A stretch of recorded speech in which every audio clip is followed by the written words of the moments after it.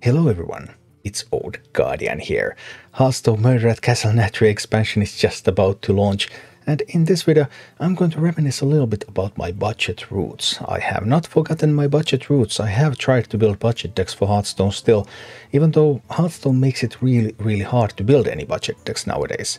Because what makes a good budget deck? A good budget deck is often an archetype that is already used in full cost versions. Sometimes it's tier 2, sometimes it's tier 3, whatever.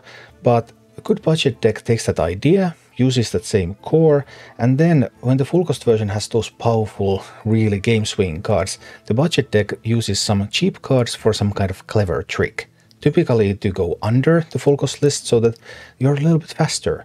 Okay, they might have a little bit more longevity, they might have a little bit more power overall, but you just sneak out that win before they are able to react. Something like that. That's typically what a good budget deck is. But current Hearthstone game design and card design doesn't really leave much room for that kind of budget decks. Because really good cards there are just really good cards. Let's take this Imp Warlock here. This is a budget Imp Warlock, and it's missing the Impending Catastrophe and the Imp King Rafam. Both of those are already pretty cheap cards. Both of those are pretty fast cards. So you just don't have a real path to go under it. You don't have a real path to make your deck have more power. You just don't have that much stuff that you can do about it. But be that as it may, budget Imp Warlock, I expect this can still win some games, because just playing those imps and using that vile library, it's still a powerful play. Here's another budget deck that I built. I'm actually a little bit proud of this one, well, before it gets to be played anyway. But it's a budget Evolve Shaman. As much as I hate Evolve Shaman as an archetype, this was the only archetype where I could comfortably fit in this Castle Nathria's brand Bronzebeard combo, because okay, we don't have Kael'thas, and we don't have more than 10 mana, so how are we going to pull off Bran and Castle Nathria's, and we're going to pull it off with Mailbox Dancer. Because Mailbox Dancer gives you a coin, you can even evolve that Mailbox Dancer into a 3-drop if you like, if you want to deny the coin from the opponent, and with that coin you will have access to 11 mana, so that you can pull off your combo. Other than that, just getting stuff on the board, evolving that stuff, Goldshine Knoll, getting some high rolls with that.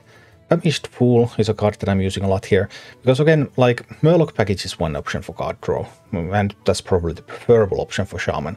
But without the legendary Murlocs, okay, that feels a little lackluster, so maybe I just ditch the Murloc package, apart from Murlocula maybe, and then use Famished Fool for card draw instead. Those are the ideas that I had when I built this one. And then of course I have to try to build a Face Hunter. I always try to build a Face Hunter. And this Face Hunter, well, it uses Battlegrounds, so that's a new card.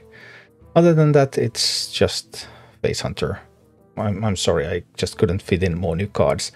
I know that there are that one bat card as well, but I just don't believe in that infuse effect going off. And other than that, no cheap cards for Face Hunter, so Face Hunter didn't get that many upgrades. But maybe it's still playable, and maybe Battlegrounds actually makes it better. And finally, I have a Silence Priest. Typically, I guess you would want to build a Shadow Priest or something, not probably with the Silence mechanic, but this was the best thing that I could do on a budget in order to make use of Partner in Crime. Because Partner in Crime, I mean, obviously that is a phenomenal card. Valkyrie summon a copy of this minion at the end of your turn. You have that one, you have a Cathedral of Atonement, so location is on the board. It buffs this one, maybe you even have Bless or something.